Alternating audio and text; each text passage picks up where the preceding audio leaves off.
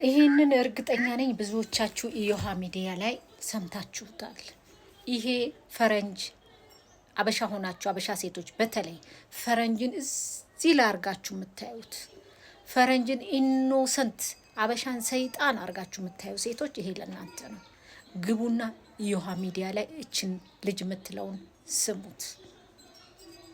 የፈረንጅ ሁላ እንደ አበሻ ጉድለት አለው፣ እንደ ማንኛውም ጥቁር ጉድለት አለው። ዘይ ኖት ፐርፌክት። ፈረንጅ ያገብቶ በቃ ሁሉ ነገር ይቀየርልናል ለምትሉ ዩ አር ሮንግ። ግቡና አዳምጡት። ግማሾቻችን አይተነዋል፣ በላይፋችንም ያለ የነበረ ስለሆነ ይሄንን አልፈንበታል። ማውራት አያስፈልግም ብዙ።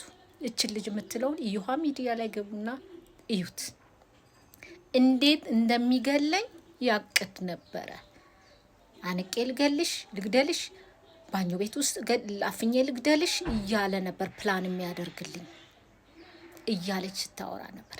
ስለዚህ እህቶቼ ንቁ። የፈረንጅም መጥፎ አለው። ልክ እንደ መልአክ፣ እኛ ሀገር ችግራችን ፈረንጅ ሲባል የምታዩት ልክ እንደ መልአክ ነው የምታዩት። ተሳስታችኋል።